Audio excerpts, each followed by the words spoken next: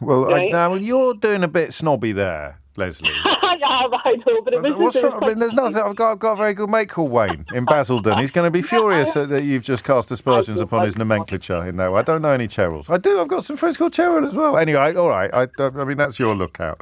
I think it was the Wayne and Waynetta. No, I do. I know exactly where you're coming from. That's not the... Oh dear. Well, having a name like Leslie, I can't. Would that have happened? Would that have happened 10 years ago in a West End theatre? I don't know, but I was going to go on to say that I actually heard them myself, and it was a lassie in particular. She was drunk, and she was saying, "Oh, this is our effing country, and we can say what we effing well like." That's interesting. So we were getting that right. So I don't know whether or not it's a Scottish thing, but I turned around and said to them, "Look, can you be quiet, please?" I said, because the show's just about to start. Yes. So anyway, I got a look of death stare from them, and I turned around, and no, it wasn't stopping. So eventually, the male couple behind us, they got up and they went across to vacant seating elsewhere. Oh, okay. And it was such a shame, that they felt that they had to leave their seats. So there's a fascinating thing. I've got to go to the news, but there's that possibly is a social change. People have gone from saying you can't say what you want in this country without being called a racist to saying you can say what you want. This is our country. We can say what we want. And I wonder what's happened, possibly something that is celebrating its 6th anniversary today that could possibly have persuaded people like that they were allowed to say whatever they want when previously they felt that they weren't. Yeah, no, but just to say, I got the security cars to chuck them out because they didn't stop. So I was a legend in my daughter's eyes for about 10 minutes. Fantastic. But I got them thrown out. Well done. And, they're not just being vile, but they're disrupting what is a brilliant show for everybody else. The booze, no doubt, played a part in it, but you know what they say, in vino veritas. Leslie, thank you. 31 minutes after 11 is the time. Holly Harris is here with your headlines. 25 to 12 is the time. Go to Rwanda is a nasty new favourite phrase, says Julian Suffolk. I've seen it directed at my colleague David Lammy a few times. That cruelty filters down from the top and gives permission. I think that's an excellent point. There's also a question about other people using the phrase as well.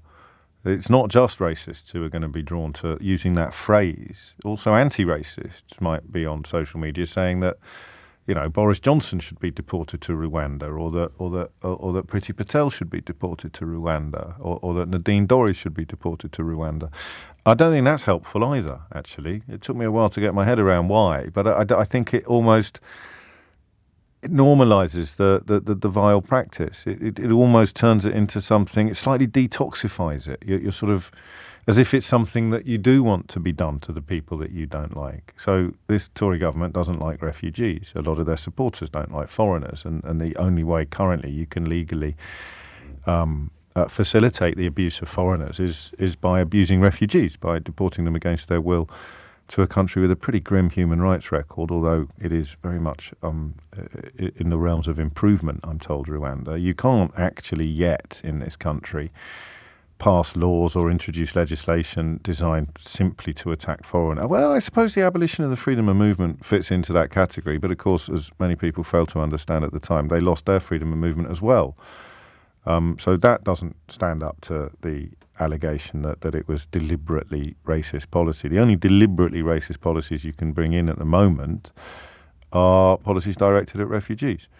And so when you say that I wish the people I don't like got deported to Rwanda as well, I know I'm sounding a little bit pompous, a little bit holier than thou on this one, but I think language is, you know what I think about language. So I don't think anyone should be saying, I'd like to see the people I don't like deported to Rwanda, because in a very, very sort of shallow way, if you're saying you'd like to see the people you don't like being reported to Rwanda, even if they're the racists, you are actually buying into the idea that deporting the people you don't like to Rwanda, which is what all the racists want to do, is somehow on some level acceptable. I think that makes sense. Don't you? 37 minutes after 11 is the time. You are listening to James O'Brien on LBC. We haven't done Idiot Watch for a while, have we? Here's Robin Ascot. Would it be possible, can we dream, that just one day, maybe, you don't mention Brexit? So unbelievably boring, you're almost childlike because you didn't get your way all those years ago. Get over it. Thanks in advance, Robin Ascot. Rob, mate, as soon as it's going well, I'll stop talking about it. I'll have to give the occasional nod of humility. I'll have to say, oh gosh, humble pie time again. here's me, Arch Ramona, looking like a right old idiot, loads of egg on my face. But I mean, I will do that. Otherwise, people like you would be texting in to say, why aren't you mentioning how well Brexit is going? I promise you, as soon as it starts going well, mate, I'll apart from the occasional mea culpa and a studio-based slice of humble pie, I'll stop mentioning it. I think the key question, Rob, and I'll keep this simple, the key question is, why on earth would you not be celebrating a victory? Especially on the 6th anniversary of that victory. Remember everyone dancing in the streets at the time? You were probably there with your little flag, Rob. Why aren't you celebrating now, mate? Why don't you even want it to be talked about? That's the question you should be asking. 6 years ago, it was the best night of your life, wasn't it? It was amazing. You'd got your country back. You'd taken back control. Nigel Farage for Prime Minister, Rob. Am I right? Yeah, I know I am. 6 years later, don't mention it, O'Brien. I'm going to text your rubbish radio show that I'm not even listening to anyway because I hate you. And I'm not. Do not stop. Just don't mention Brexit. You lost. Get over it. Why on earth would you not want your glorious victory to be discussed in any way, shape, or form? Shall we count the ways? Come on, mate. Even you're bright enough to work this one out, aren't you? Why don't you want it to be talked about at all, Rob? Because you feel like a prat, mate. And it's not me that's made you feel like a prat. And do you know what? It's not even you that's made you feel like a prat. It's the people you believed. So, simple prescription for self-improvement. Stop believing them. Stop being cross with me for being right. And get cross with the people who've made you feel like a prat. Okay? There we go. That was nice and easy. 20 to 12 is the time. Ken's in Leeds. Back to the racism. Ken, what do you reckon? Hello, good morning, James. Hello, you gave me a bit of a turn then because I'm waiting to be put through and start talking about Idiot of the Week. Oh, heck. Oh, no. I should do that. Well, no, I mean, I'm never entirely sure what people are going to say when they come onto the programme. Exactly. But you never. Well, anyway, well, hang on a minute. That's only for now. The title could be yours, Ken, depending upon your contribution to the programme. Oh, let's hope not. I mean, my point is this, that the government, it's rare that I would say that this government has ever done anything well. But what they have done well, in my opinion, is stoke up a massive effort to make us frightened of immigration. Yes, they have, haven't they? The separatism that they punt for, so that people are really worried about these hordes of people that are coming to this country who are actually powerless refugees. Yes, of course. I think that, from my experience, and I hear a lot more racist stuff, low level, but there, leaching across to our historical immigrant communities. Possibly even for the simple reason that they look similar. And people feel enabled. They think, oh, this is the government's line. This is, we should be worried about these people. And, I remember... I'm old enough to remember the Windrush people, or the first West Indian immigrants that came to Leeds. And I was brought up in a racist family. And so we would be out walking, say, on Sunday evening. Right. And we would see these beautifully dressed, pleasant attitude people from the West Indies walking down the street. And when we got past them, my parents would come out with the most derogatory remarks about them. And I could see then, I'm talking about sort of 5 years old, that's not right. They're not like that. They look really nice. And it's, the thing I find about racists is they always think that you agree with them. When they first speak, they just assume that you feel the same way. But did that not go into retreat for a while? Because I remember many years ago getting out of a taxi because the fella driving the taxi down in North Kensington said something. I said, mate, could you pull over? I'll settle the fare here, but I'm not going anywhere else. And he was really shocked. But that was 20 years ago, 10 years ago. I don't think people were saying that stuff. I think you're right. And I think you've got the timescale absolutely right as well, because racism was rife when I was sort of, in my early years and middle age and what have you. But more recently, we've come to see these people as how valuable they are to us in the community. And the thing is that we're now going back.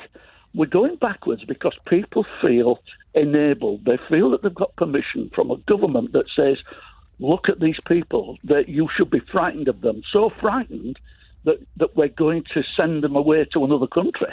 if you can demonise someone from a group, you can demonise anyone, can't you? It gives a sort of green light. So if you can deport anybody against their will who's done nothing wrong, then you can suggest that anybody else who is different, who is other, can be deported as well. Now, it won't always be racist. I'm sure if I looked, I'd find lots of messages saying, I wish they'd deport you to Rwanda. Now, you can't really call that a hate crime or actual racism.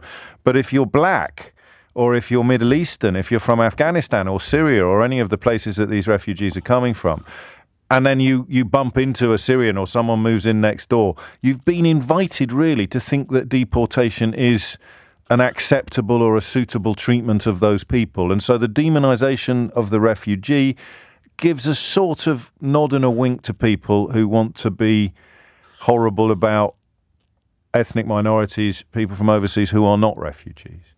And footballers. If it's okay to boo footballers protesting against racism, then it's okay to be racist. The first black footballer I ever saw was Clyde Best, who played for West Ham United, and he got dog's abuse when he came on the field. Yeah. And he was a wonderful player, and I used to feel so sorry for the man. And anyway, but you must have encountered. Are you a Leeds fan? Indeed. Well, then you will have heard probably more racism on the terraces than your average football fan over the years. And I say that as a son of Leeds. My dad's from Leeds. I made a massive blooper as well. The first black footballer I ever saw was Albert Johansson, who played for Leeds. Oh, there you go. Yeah, I was about to mention him. But there you go. You see what you've done there. You've focused on the abuse that a player on the other team got, rather than. I mean, I don't imagine there was that much. Oh, he was a hero. Yes, Albert of course he was a hero. That was the hypocrisy, wasn't it? Our black player's brilliant, but the other fella, the one on the other team, let's say what we want about him.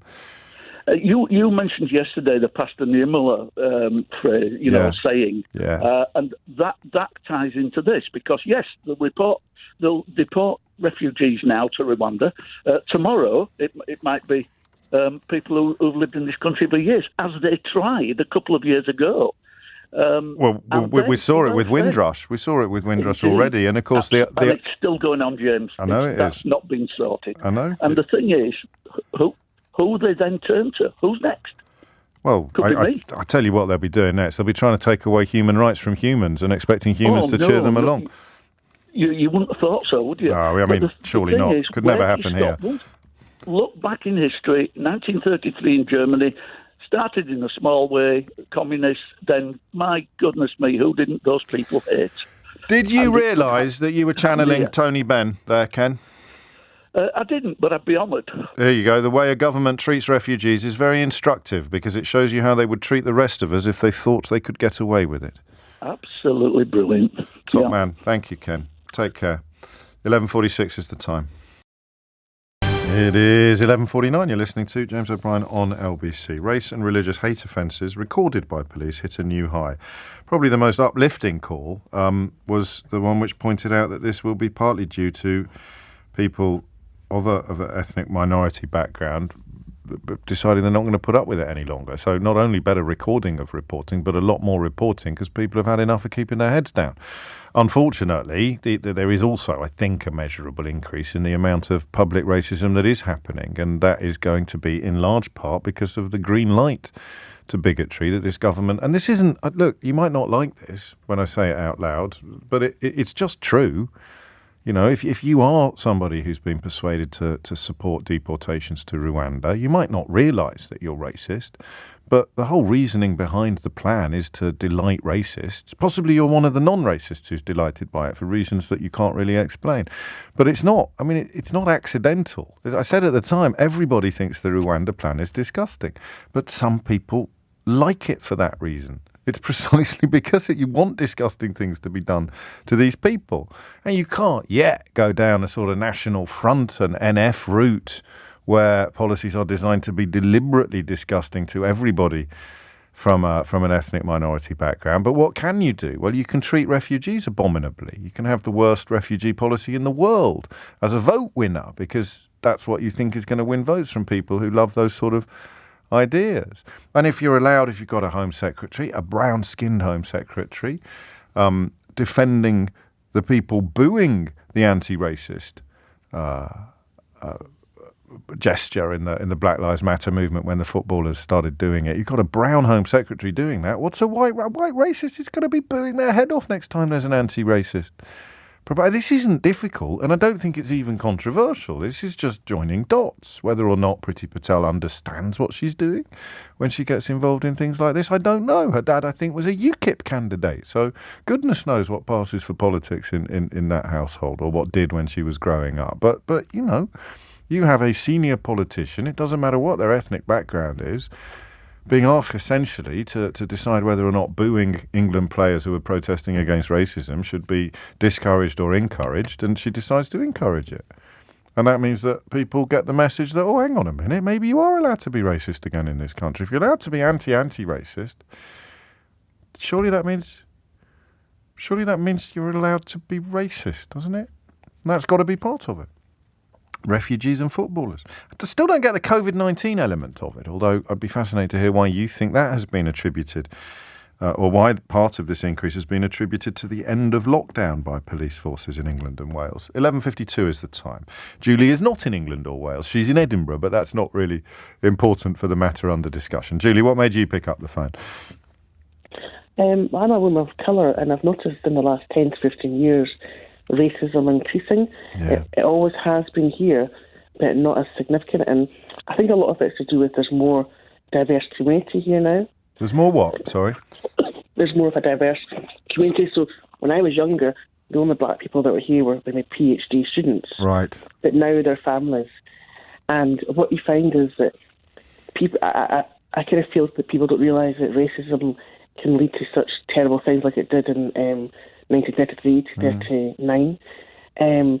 So you find that I think economics plays a big part in it, and a lot of racist comments and reactions in Edinburgh, I find, is to do with, you know, these foreigners are taking our housing. Yeah. And it's the way the housing allocation is structured, that many people, for example, are stuck in their old properties for years waiting to get out. Whereas if you're someone new coming from down south or from abroad, you go through the setup of being homeless for 2 years, then you get allocated, more than likely, a new house. And so it aggravates locals. And then you start hearing people being quite racist. And, you know, I've seen some the cost of living crisis is going to make things much worse then, isn't it? Rocketing inflation. It's going to make it much, much worse.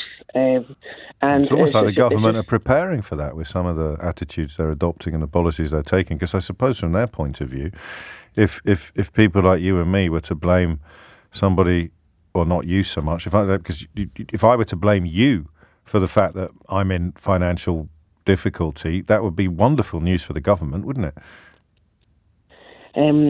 Well, it's your fault. It's your fault I'm skinned. It's got nothing to do with government policy. It's the fault of the black lady next door. Yeah, and I think just because, you know, I just kind of feel that for economic reasons, this is why it's getting worse. And, you know, you even have people, for example, who are very impoverished, but they will kind of maybe place their votes towards maybe a group that they would have not normally have done, because they feel that they'll protect them as locals. Well, that's what they say. I'll protect you from this non-specified threat, from this non-existent threat, which ends up being blamed upon people like that disgusting poster of Farage's, which, you know, was pretty much a reflection of Nazi propaganda. And it is literally designed to make people frightened of and angry with the Romanian over the road or the Polish person next door. And that's white-on-white racism. So God knows what it's like for people of colour. And sometimes I think people actually feel that their culture's going. I mean, I can understand to a degree, nobody wants the identity of their country going. Everybody's proud to be who they are. And I kind of feel sometimes that people feel that because they might end up being the minority, because, you know, there's a lot of... That's not culture, is it? There's no such... I don't think there's any such thing really as white culture, is there? Or is there? I wouldn't say there's a white culture, but in Scotland there's quite a good, strong Scottish culture, and it's not racist. No. So when there's pride in the achievement of people from Scotland. So, you know, you can be part of Scottish culture. That's right. Anybody I'm a black woman, so when I walk past bagpipes, I want to do a wee You're a black Scottish woman. So, I mean, it's not difficult, but you're right. Some people struggle to understand this. Anyone who tells me their culture is under threat has almost certainly not read a book in 20 years, if at all. If you think your culture is under threat, go and read some books, and go and watch some plays, go and sing some songs, or play the flipping bagpipes, as Julie alludes to. It's, my culture's under threat. That doesn't mean anything. All it means is there's some people over the road there, and their skin is the same colour as Julie's, and I have been conditioned by decades of gaslighting and racist rhetoric to be frightened and angry about that. All you need to do is ask them what they're frightened and angry about. I don't want to give away the tricks of the trade, but it's really interesting what happens when you do that. So go on, mate, say that thing you're not allowed to say. Go on, just say it now. You can say it here. You can ring me and say it. You're not going to get into any trouble unless you actually break laws. If there's any broadcasting breaches, it's me that gets into trouble on the programme, not you. If I don't robustly enough deal with your race, it's incredible what happens when you say to people, "Oh, my culture's under threat. We're under attack." All these little chicken lickings wandering around after an acorn landed on their head, telling everyone that the sky's falling in. Joe's in Chippenham. Last word to you on this, Joe. What's it going to be? Oh, crikey. There's no pressure. It's just the same pressure as it would have been if it was the first word, the third word, or the 17th word. It's just looking at the clock. And it's a mystery. I've got a really good mystery question. Oh, you've blown it now. You'll have to wait till next week. Yeah. So I frequently stay a couple of nights with my parents, who are in their 70s. And in the past 5 or 6 years, I've noticed that they have... I don't know if it's that their attitudes have changed at all, but they've definitely become more open with their views. Cool. And they just come out with some utter tosh, racist tosh that really genuinely upsets me. And I've learned, because I want a peaceful, happy family life, yes. Because of everyone, I'm in my 40s, they're in their 70s, it's not worth having a row with them. But I do say, don't use that language in front of me, because it upsets me. Talking about Rwanda, the last time I saw them, they don't get the mail every day, sure, but they get the mail on Saturdays for the TV supplement. Yeah, I hear that quite a lot. Yeah.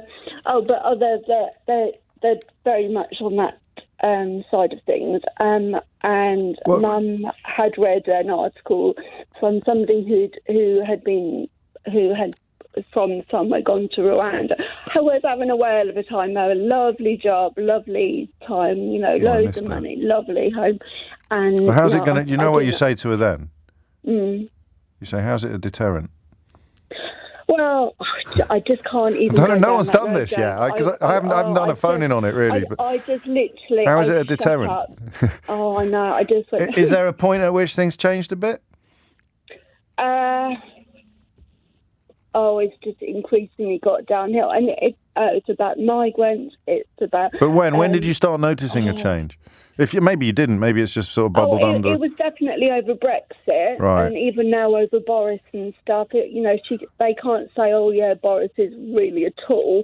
The line is, "Oh, well, they're all as bad as one another." I said, "No, Mum, they're really not." We keep hearing that a lot from all sorts of different places. Thank you, Joe. I'm sorry for that, and I think if you care about my opinion, I think you're probably right not to pick these fights. It doesn't help. We've all been there with friends, or particularly perhaps older family members or family friends. Just not worth it. And I say that as someone who, certainly at times in my life, has been capable of starting a fight in an empty room, never mind in a room containing people who are expressing racist thoughts. I don't know if anyone ever really thanks you for it. A couple of choice questions, a couple of choice points, but you're never going to win that argument. And as you say, it would pollute whatever time you have left with your mum and dad if you were to dedicate too much time and energy to that. But it means you have to carry your sadness, which I do sympathise with enormously. That's it now. Mystery Hour is next. It's Thursday. It's 12 o'clock. This can mean only one thing. Let the magic commence. This is LBC from Global, leading Britain's conversation. Mystery Hour with James O'Brien. Good grief, is that the time already? Mystery Hour, you say? Thursday, you say? Gosh, what are we going to do? The excitement may become too much for us all to bear. And I completely forgot to do Woke Watch as well. I'll do it tomorrow. It's a good one. Do you know how this works? Could you remind me? Would you mind? Someone talk? No, I've got to do everything, honestly. It's ridiculous, the division of labour in this relationship. When are you going to start pulling your weight? Why do I have to do all the heavy lifting? Not to mention most of the talking. Mystery Hour is your weekly opportunity to achieve the sort of satisfaction not ordinarily available anywhere else on your radio dial.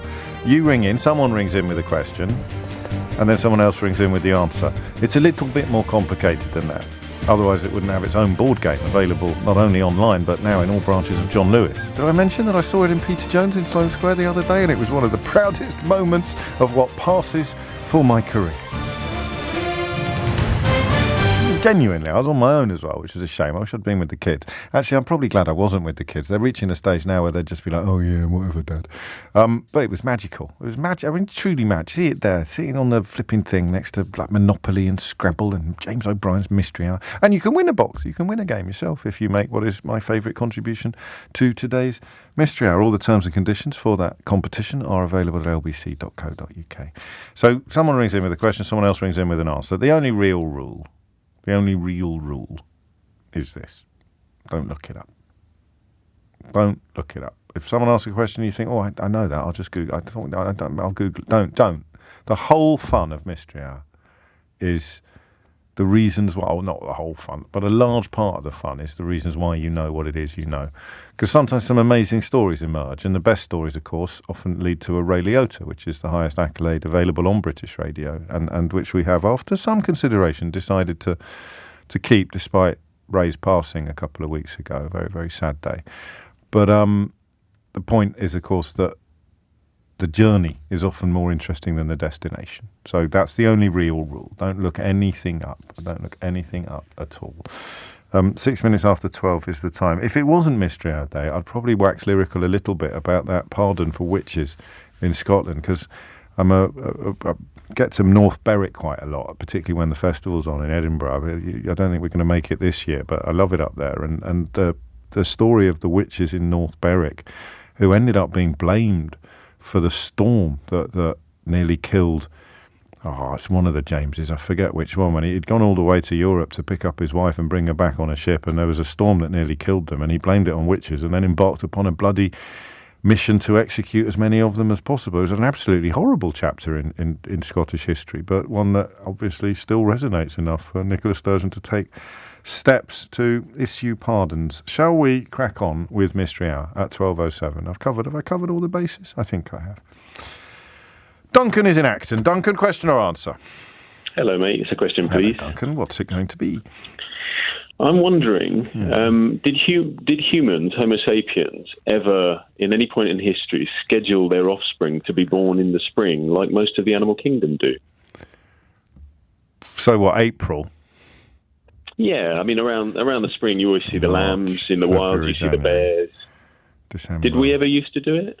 November, October, September. So you'd be having sex in August? Well, yeah, around there. So did humans... oh yeah, I should have... I just counted back 9 months, and Keith just said in my ear, you should have just counted forward 3 months. Forward 3, yeah. It's not as thick as he looks, is he? So did humans ever... I wouldn't have thought so, would you? I mean, I don't know if animals do it like that, do they? Isn't it? Well, they do, yeah. I mean, if you're walking around the wild in spring, you always lambing is a thing. But is that who's made that decision? The sheep or the farmer? In the wild, in America, birds. You always see young wolves, young bears. Yeah, what an amazing question! What a brilliant question! What made you think of it? You don't see many wolves in Acton.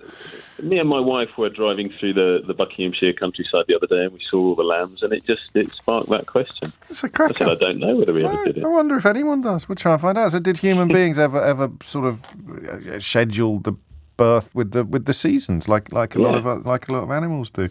Ooh, Duncan, an early lead there for the Mystery Hour board game, I've got to say. That's a cracking question. Although there's obviously an awful lot of room left for people to catch you up. So he's right, of course. I mean, all over the animal kingdom, you see the season of birth being spring. Have humans ever been part of that? 0345 606 0973. Kieran is in Maidstone. Kieran, question or answer? It's a question, James. Carry on. Okay, so I was with my wife the other day, and we were walking.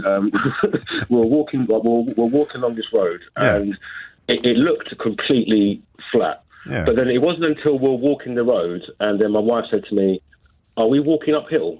And then I looked behind me, and then you could see the gradient going back down behind you. But then looking in front, it looked completely flat. And it just reminded me of, I remember watching a programme one time, I've forgotten if it was in Wales or Scotland, there's this really, really, really steep road. And the locals say that it looks completely flat. So my question is, why can't the brain recognise an incline when you look at it? And yeah, so literally that's my when question. It can. I mean, it was a very straight road. Yeah, it was. That's the answer.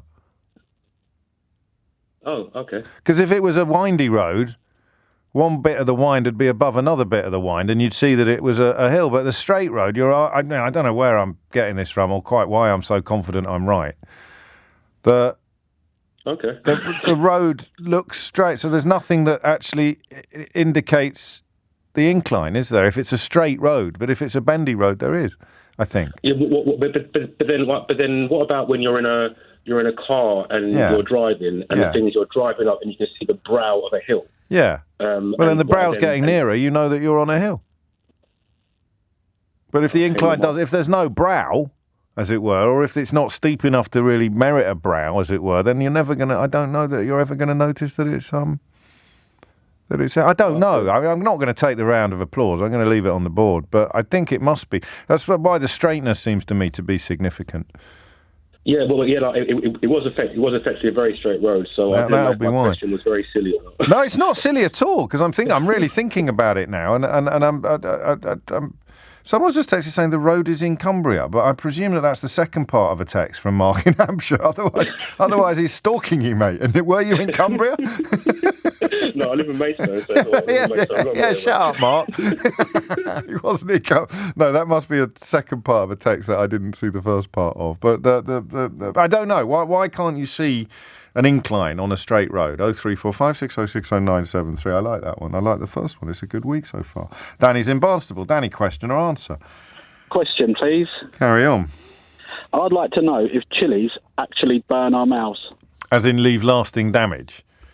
Well, they don't leave lasting damage, do they? But the pain, anything else that causes that amount of pain, if you eat something hot, would leave some sort of damage. Yeah, so exactly. They don't leave lasting damage, but are they actually... Well, if they don't leave lasting damage, it can't be a burn. Can it? Well, it's something. Well, anything that's hot burns you. Yeah, but if it, a burn. So how would you describe a chili then? Well, I would call it a burn. But I don't think it is a burn. Well, I don't know what you mean by burn. This is really a question about the meaning of the word burn, isn't it? Rather than what chilies do to our mouths. What does burn mean? Well played. Well, I was cleaning some windows, talking to a guy, had a big polytunnel full of chilies, growing them everywhere. Yeah. And I said, can I take one home? Yeah. He said, you couldn't eat these. He said, they're more or less industrial strength. They're cultivated for pepper sprays and things like that. They're specialist ones. He said, whatever you get on a Scoville... Yeah, that's the scale. This will blow it out the water. It's millions and millions, he said. But he told me that you shouldn't... Your brain thinks you shouldn't eat a chili, so it tricks you to thinking it's poisonous, and... That's why you get the sensation, but I wasn't quite sure about it. I was thinking I need a definitive... No, but we need to pin down the syntax again. So by burn, is it the same? Is it chemically the same or physically the same as if you touch something very, very hot? We kind of both know it isn't, don't we? It can't be. Yeah. Because otherwise you'd get blisters like you do when you have a thing. Okay, so we ask what does a chili do to us then? Bingo. Should we ask that? Yeah, I think it doesn't it just activate the capsaicin receptors, which mimic burning?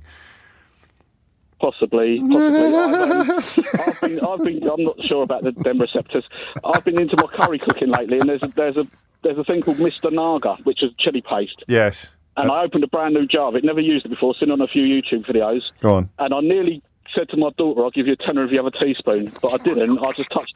Wait, that's social services territory, that is. That's outrageous behaviour. I touched my tongue on the tip of it, and I'm so pleased I never gave it to her. I should have been up the hospital. Oh, bless her. But, and did you put it in a curry, or did you put it back in the cupboard? I put a quarter of a teaspoon in a madras. It was nice, but it was a big. It did the business. I think you should have called that fella's bluff and had a munch on one of his chilies, Danny, just to see. I might send one to you. You can tell me how it is. You'd be up the ladder faster than you've ever been up it before in your life. We're not old-fashioned window cleaners, James. We don't use ladders. Of course, no. You've got the big things now, have you? With the pole. Yeah. I like the poles. Yeah. That's quite interesting. Danny, top man, we'll get you an answer to that. What goes on? What happens when you think your mouth is burning after eating a chili? Because it isn't burning in the conventional sense, because you don't end up with burns. 0345 6060 973. I love 3 crackers there. Duncan, Kieran and Danny really setting the bar high on this week's Mystery Hour. You are listening to James O'Brien on LBC. The time now is 12:15. Mystery Hour on LBC with James O'Brien. It is 17 minutes after 12. Did humans ever go in for seasonal birthing? There's got to be a pithier way of putting this, but you know how lots of other mammals, have their babies in the spring. Did humans ever do that? Someone's pointed out they are called offspring for a reason. No. Why can you not tell you're going up a hill when you're on a straight road? 0345 6060 973. There's a road in Scotland, isn't there, that is an optical illusion. And Stu in Ipswich says there's something called the Magic Road in Ireland, which is very bendy, so I'm not sure you're right. It's perfectly possible I'm not right. I was quite honest about that with Kieran. It just struck me as possibly part of the explanation. And what happens when a chili burns your mouth? Because it's not burning in the normal sense, in the fire, heat sense of the word. Sally is in Ascot. Sally, question or answer? Question. Carry on. Can giraffes swim? I can't believe we've never had that before. Why do you want to know? What have you got planned? Nothing planned at the moment. Could go in much deeper water than a horse, couldn't they? Even if they were walking. Have they ever been anywhere that's deep enough to find out? And even if they could swim, because horses can swim. They can, which is what makes me think that a giraffe probably can as well. But its neck so long, would it counterbalance so that its neck would almost tip it upside down? No, you're just being silly.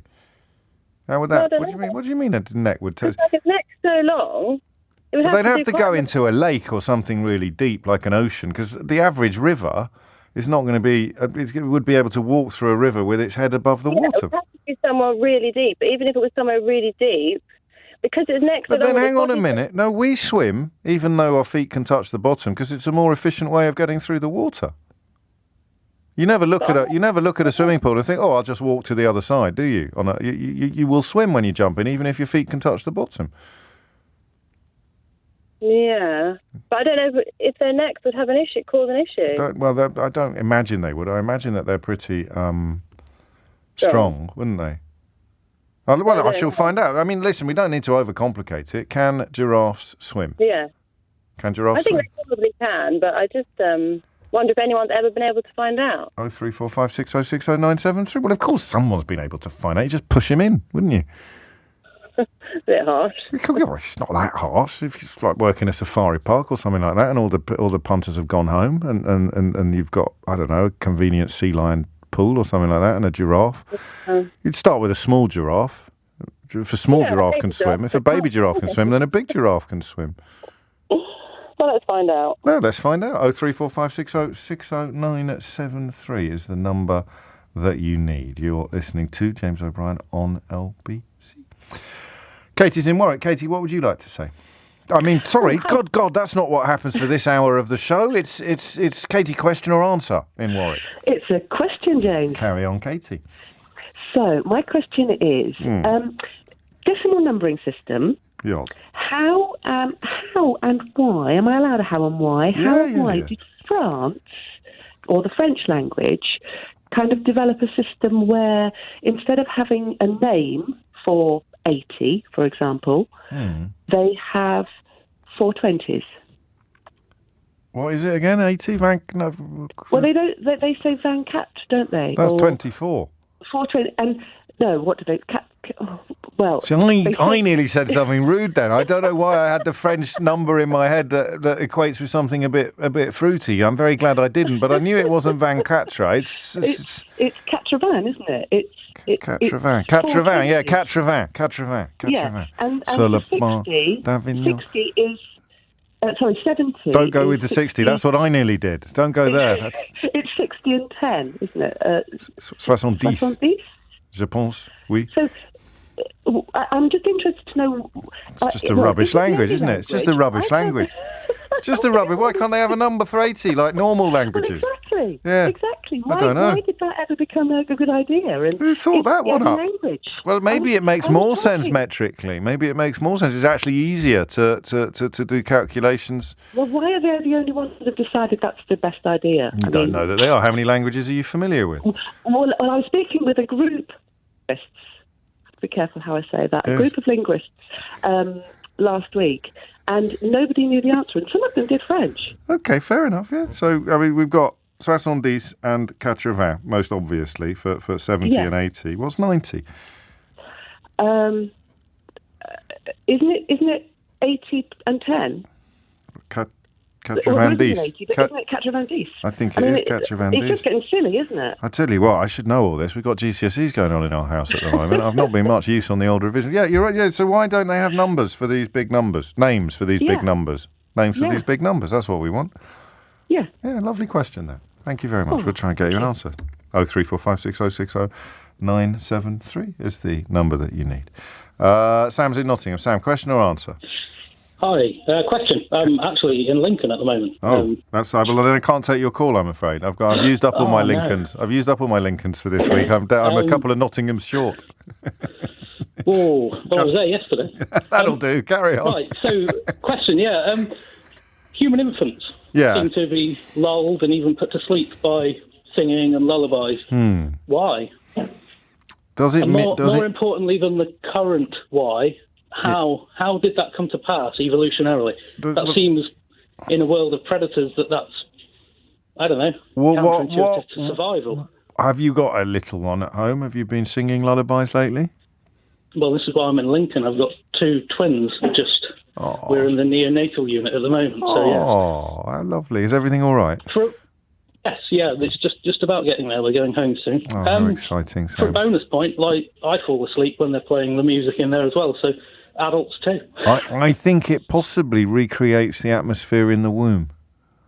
Well, I do wonder that. Well, or it has the same rhythm as your heartbeat, so I don't know. I'm just thinking out loud. I'll put obviously the question's going on the board. Why do lullabies work? The rocking is very much it simulates the mother walking during pregnancy. What do you mean the rock? I mean, you don't have rock and roll lullabies.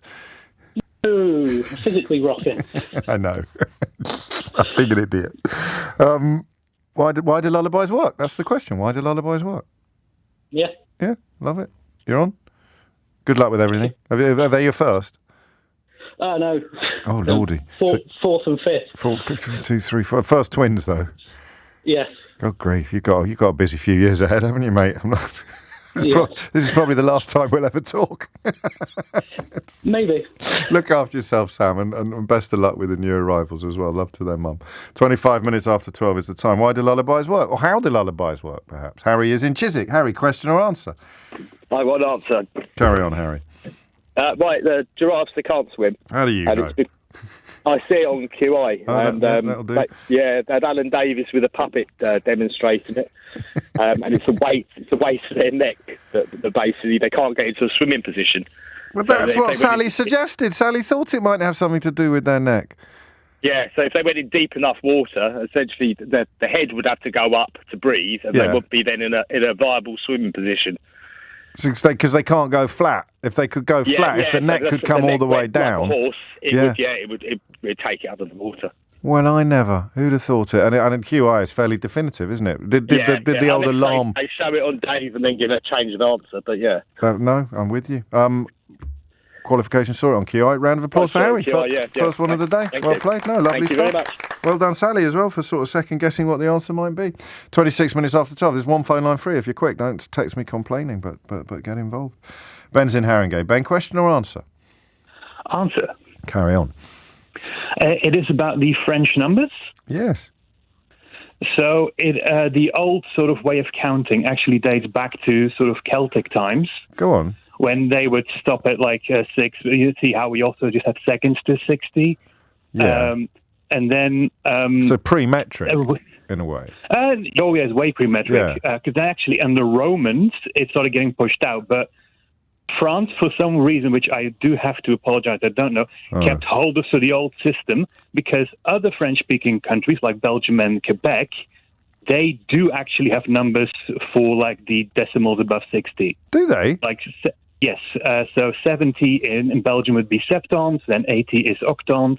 That's much better, isn't it? That makes much more sense, septont and octont. Well, I'm Belgian, so I agree with that, but for some reason the French don't want to switch around. So I lived in. Yeah, go for it. No, you carry on. Sorry. So when I lived in Paris for a bit, I asked my French flatmate, saying, "Why do you not change it?" And they say, "Oh, it sounds ugly," and that was pretty much it.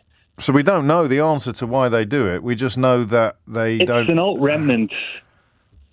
Is it though? Is it an old remnant? So because that means that the Belgians and the Quebecois changed theirs at some point in the past. Yeah, I think it's because of the Académie Française and those things. They say like this is the proper way. Yeah, I'm going to give you a round of applause for being interesting, but there is still room to go definitive on this, isn't there? Oh yeah, definitely. So could it be? Mark, I think, is joking when he says the French have a base of 20 because they used their fingers and their toes, whereas we only have a base of 10 because we only used our fingers. That doesn't work, does it, as an explanation? I do think that the base of counting comes into it. Maybe. But, like, it was a Celtic base and a Roman base. Fingers and and toes. Stuck to the Gaelic base. Because, like, I used to ask my French teacher, what's it? And he said, oh, it's an old Gaelic thing they never got rid of. You never got over it. Well, round of applause for Ben. Thank you. Thank you. But still, as I say, I think a little bit of room to go definitive on that one. 03456060973 is the number you need. I was going to say something funny then and say, or as they'd say in French, but there's no joke I can do there, is there? It would be, no, I shouldn't really have mentioned it. Sorry. Mike's in Arundel. Mike, question or answer?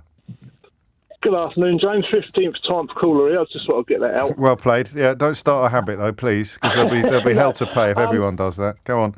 If I ask, I wonder about the French-speaking part of the Belgium being the Ardennes. I wonder if they do their numbers. Anyway, no, that's an interesting observation.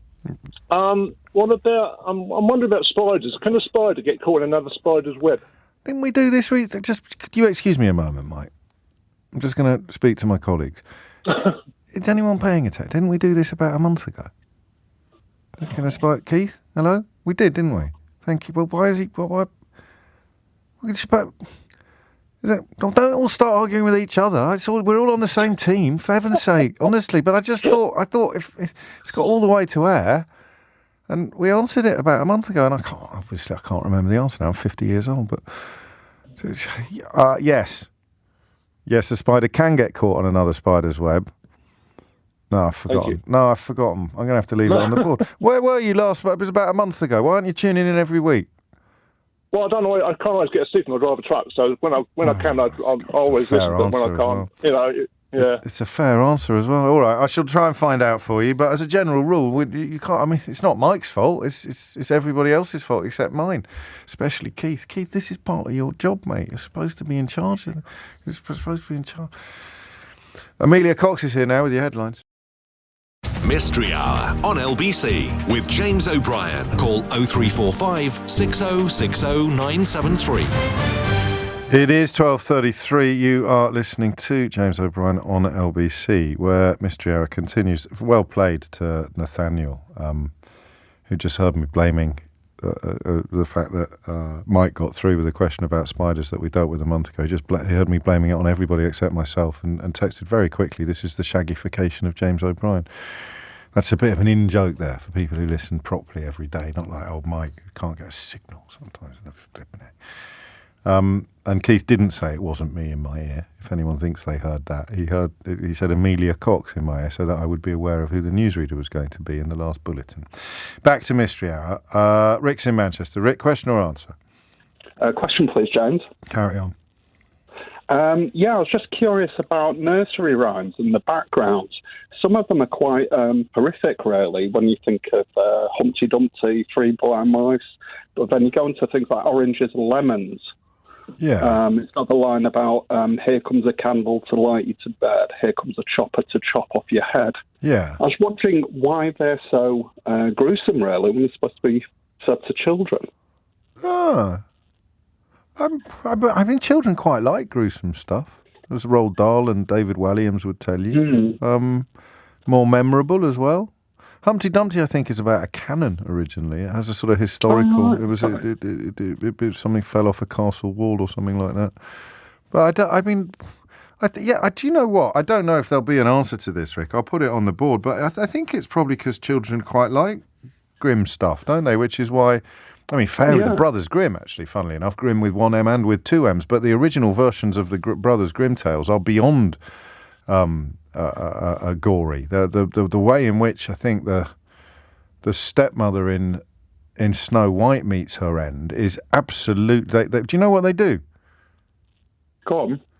They get some metal boots and they heat them up in a fire so that they're absolutely scalding hot, and then they force her feet into them so that it all fuses and melts, and she then has to stomp around in them for the rest of her life. I think that's Snow White. It's certainly one of them.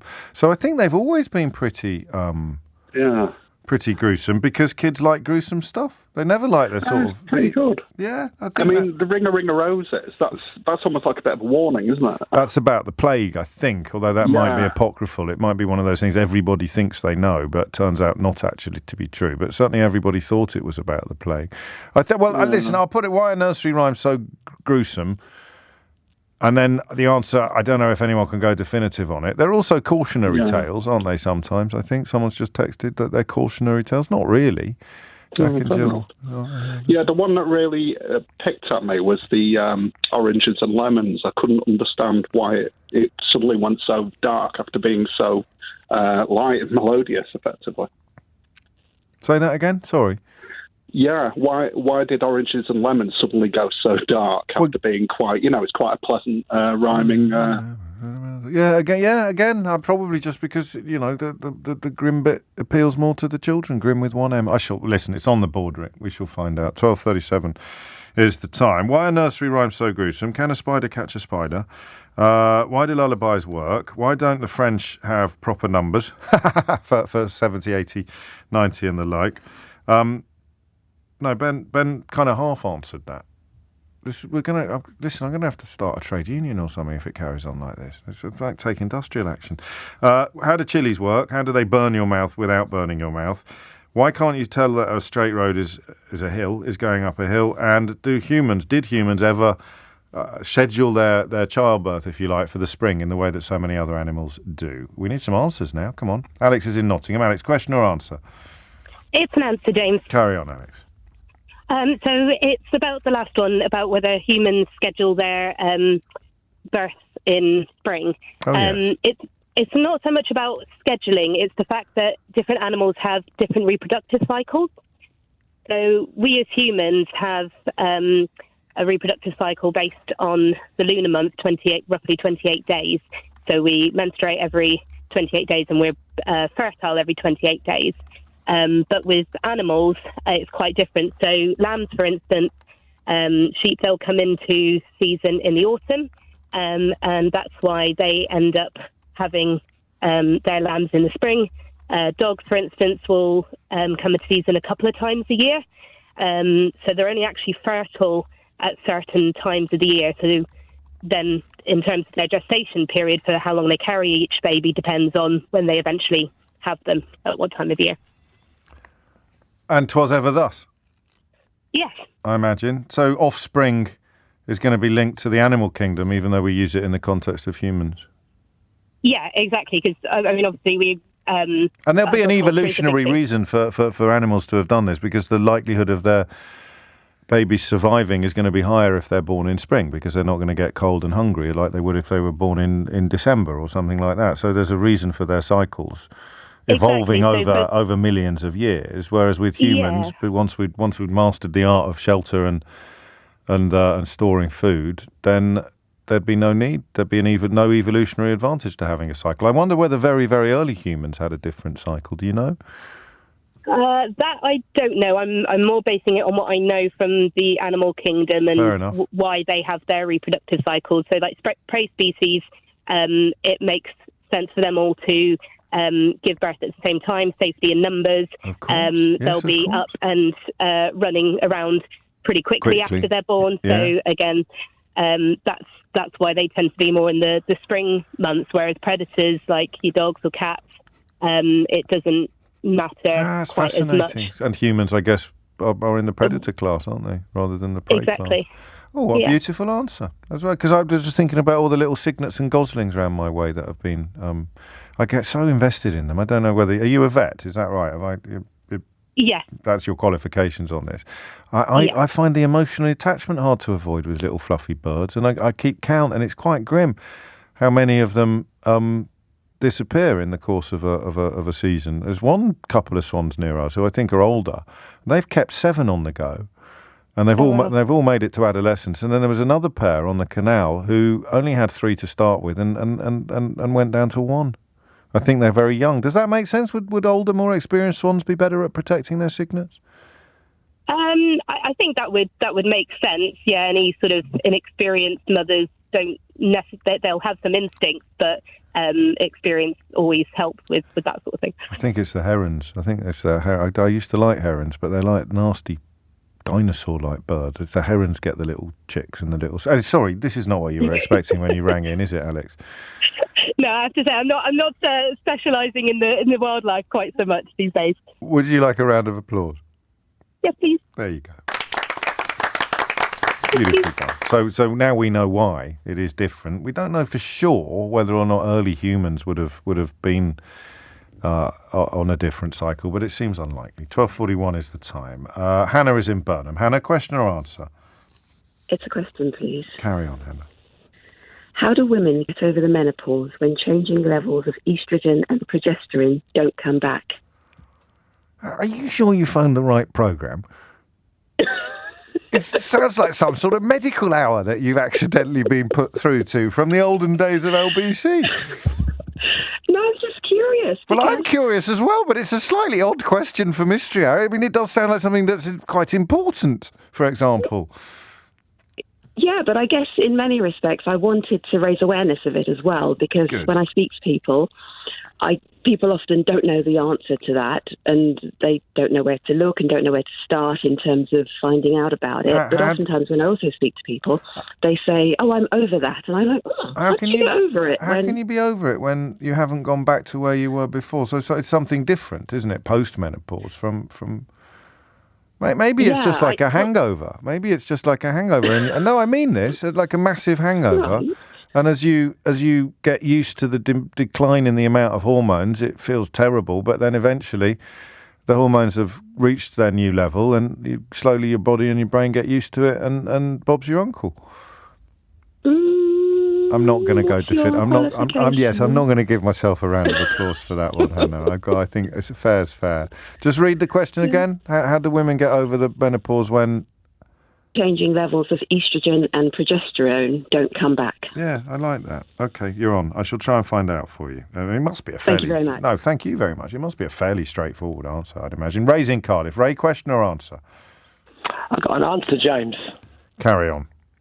It's about the lullabies and how the lullabies work. Carry on. And you were pretty near the mark when you said it's about the womb. In fact, what happens when the fetus is in the womb is that there is what's called a triple meter, a sort of 3 in a bar beat that is rocking and swaying, and that actually relaxes the fetus in the womb. So lullabies mimic that once they're born. And in fact, when we play lullabies, taped lullabies to babies in SCBU or intensive care, their oxygen levels improve, their respiratory rates improve, their cardiovascular function improve, and their signs of inflammation decrease. So there is a real physiological and psychological effect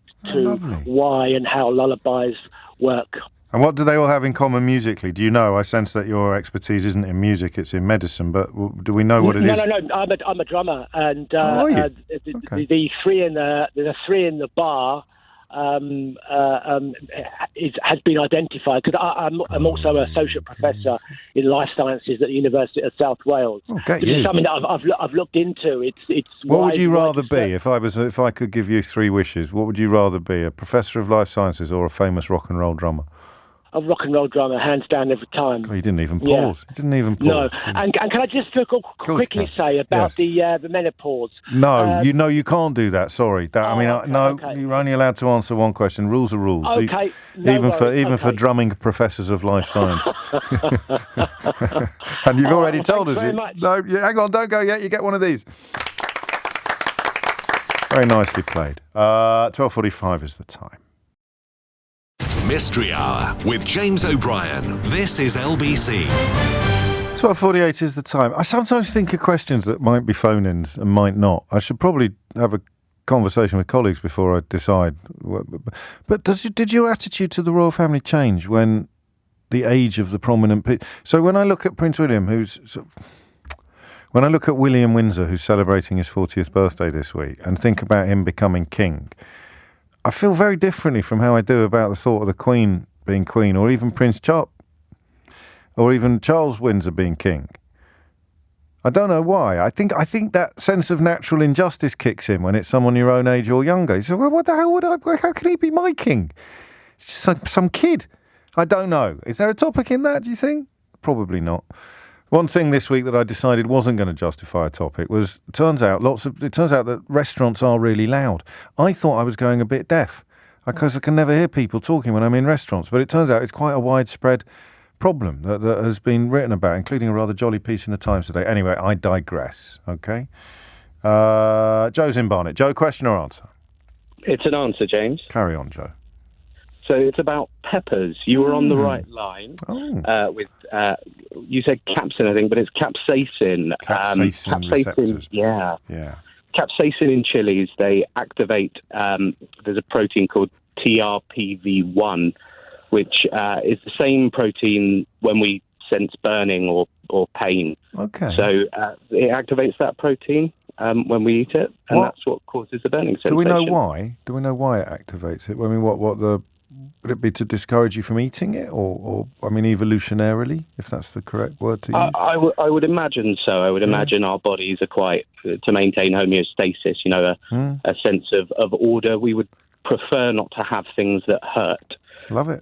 So that would activate the protein. But interestingly, people who eat spicy foods can grow a tolerance to it. So the receptors can be dulled down, and therefore they go hotter and hotter and hotter. That's a lovely answer. Try and, yeah. And is there, I mean, in the context of real burns, as in heat, does the protein do anything? Does it serve a purpose? Is it a sort of emergency response? Do we know? It would be the emergency response to remove the stimulus.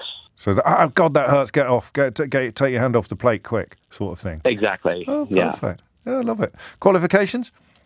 I'm currently studying for the entrance exams for med school, and they use capsaicin in certain areas of medicine, like arthritis, as research, and I was looking into it and how capsaicin works. Oh, fantastic, and good luck. Have a round of applause. Thank you very much. Oh, what a clever bunch we are on Mystery Hour. Stuart's in Greenwich. Stuart, question or answer? Answer, James. Carry on. So it's the spider question, and the answer is that spiders can get stuck in other spiders' webs, but equally they can also get stuck in their own web. Can they? Because, so basically the whole web itself isn't sticky. That's right. It's slight little globules or little droplets of stickiness that sort of put all around the web, and the spider who made the web obviously knows where they are, so they avoid them. Whereas any other spider wouldn't, and would therefore potentially get stuck. So if you took a spider from its own web and threw it back at the web, into the sticky bit. How do they get to their prey then? If the prey is on a sticky bit? Well, ultimately the prey's stuck on the sticky bit and covering it, isn't it? So they can still get round the path that they know, which is why they wouldn't necessarily just go straight to it. Yeah, maybe. Qualifications? So there's two parts to this. One is I didn't hear it on Mystery Hour last month, but I think I heard it on Mystery Hour many, many moons ago. And then we went to a zoo, and I was very quietly whispering the answer to my children so that they thought I was very clever. Yeah, they're still young then, are they? They're still young. They are indeed, yeah. Make the most of that, mate. It doesn't last. Seriously. Quite the opposite, in fact. They still think I know everything. Yeah, in fact, the cleverer you are as you get older, the less impressed your children will be. So seriously, make hay while that particular sun shines. Definitely. But yeah, and then obviously the expert that was showing the spiders said exactly the same thing that I'd heard previously on Mystery Hour many, many moons ago. Round of applause. Thank you very much. Thank you. Beautifully done, Stuart. Nicely done, spiders. There we go. Mike's question, Stuart's answer. 12:53 is the time. Louise is in Matlock. Louise, question or answer? Answer. Carry on. It's about the menopause. Oh, yes. So basically, when women stop producing estrogen, the estrogen receptors aren't activated anymore. So the estrogen receptors, they keep your skin a little bit softer, so your skin gets harsher. They keep your boobs nice and pert, which is why you start speak for yourself, Louise. Speak for yourself, Louise. And it's just the estrogen things that stop. Your periods stop, and your body starts aging, and the protective effect of estrogen. But they never go back up again. So how can you say that you're over the menopause? That's what Hannah wanted to know. How can it be over if the levels have stayed low, much low? Because your body adapts to the fact that there's no longer estrogen. You just get used to it anymore. You just get used to it. Like a hangover. I'm going to be trashed, haven't I, by women everywhere now. Why? Because you just get used to it. But is that the correct medical answer? Well, pretty much, yeah. Your body adapts to things, and there's no longer estrogen. That sounds your reasonable. cardiovascular risks go up to equivalent to a man, which isn't good. No, definitely not. What are your qualifications? I'm a doctor. Well, that's it then. What are you worried about? I mean, you're a doctor. That's a get out of jail free card. Well, with one or two rather obvious exceptions. Yes. A round of applause for Louise. Very nicely done. 12:54 is the time. James is in Royston. James, question or answer? Answer. Carry on. This is to the nursery rhyme question. In fact, the children's stories are still dark now as they were back. They are. Roald Dahl, David Walliams. Yes. Exactly. And Terry Deary as well. The horrible histories really focus in on the grim stuff, don't they? That's right. And kids love it. Yeah, they do. That really goes back down to the nursery rhymes. I think Oranges and Lemons. That was a condemned man on his way to the gallows, which way had the sounds of the bells in London on his way to. Oh, I didn't know that. I knew it was the bells in London, but obviously, as the journey unfolds and he gets closer to Tyburn, then the song gets darker. The lyrics get darker. That's right. And as you know, kids remember themes and remember tunes and lyrics quite easily. It's a way of educating them in a non-dark way, but in a dark way, if that makes sense. Yeah, it does. You use the shivers to get the lesson across. I mean, that probably is where Horrible Histories would be the best example, actually, isn't it? Yeah, exactly. And obviously, nursery rhymes are the days of illiteracy for children as well. Great stuff. It's easier to educate. Qualifications? History degree. Beautifully done. Thank you. Yeah, thank you. Annie's in Bromley. Annie, question or answer? Good afternoon, James. A question, please. Yes. Why do they weigh jockeys and motor racing drivers after their races? To make sure they haven't nicked anything.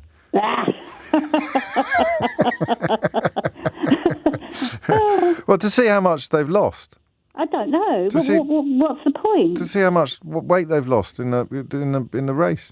Oh, okay. Isn't it? I don't know. Oh, no, nor do I. I think it might be for different reasons. Oh, no, it's just because there's limits, or there's weight limits on cars and on... I'm assuming they'll all have lost weight anyway. Yeah, so, no, you get weighed before and you get weighed after to make sure that you haven't cheated in any way by carrying weights. To lose a pound. Yeah, by carrying weights when you went into the pre-race way. No, this is what you do. You'd have a sort of bag of flour in your pocket or something like that. Or stuff down the front of your escape, something in their trousers. And then, yes, exactly that. And then when you come back out of the race, they weigh you again to make sure that it makes sense. All right, then. That's bound to be it, like a handicapping process. Okay. Round of applause for me. No, have a good day. Thank you very much. Round of applause for me. There's no time for anyone to challenge me on that one, he says, glancing at the clock. Helen's in Henley. Question or answer? answer. Carry on, Helen. More information on the answer. Is it the French numbers then? Because that's the one. Go on. What have you got? It is. Well, I don't know how much more there was that I can give, but it was basically the Viking system that was then taken over by the Normans. Right. This was the system where they went up in 20s. And then it's when the French Republic spread, then they retained that system. And Belgium and Switzerland, for example, went to a different system. So instead of saying 70, they say 70. They do. But not the Canadians, apparently. The original question, or Ben may have got that slightly wrong, but Belgium and Switzerland do definitely say septante, octante, neufante. Exactly. Yeah. So but the thing is, the French colonials came from France, so that's why the Canadian system adopted the same system as the French and retained this clumsy way of saying it. I see. So what came first is the soixante-dix. The Viking, then the Normans system. And then the French kept it, and the other tribes of Northern Europe decided not to, a more sensible version. Yeah, but it's a then beautiful that's the answer. French for you. Sacre bleu. Qualifications, Helen, please. I have an honours degree in French, and I've lived here for 18 years. There we go. How about that? What do you mean you've lived here for 18 years? You're in Henley. Well, I am part of the time in Henley and a lot of time in France. Oh, very nice. And you haven't been affected. It depends if you're the tax inspector or not. No, don't worry. Your secret's safe with me, John. I won't tell Pierre. I won't tell anybody. We're doing Brexit tomorrow, I think, as a phone-in, just to give you a heads up. Sheila Fogarty stole my act yesterday. I couldn't believe it. She went. Round of applause for Helen, please. That's our lucky face. You're not allowed to mention it if you... my friend in Ascot earlier. Last word on this. Simon in Combe Martin in Devon. Simon, question or answer? Answer. Carry on.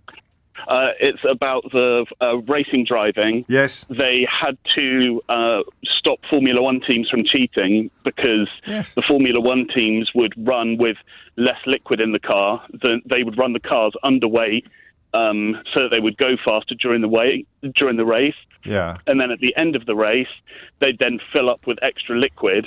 She asked why they're weighing the driver.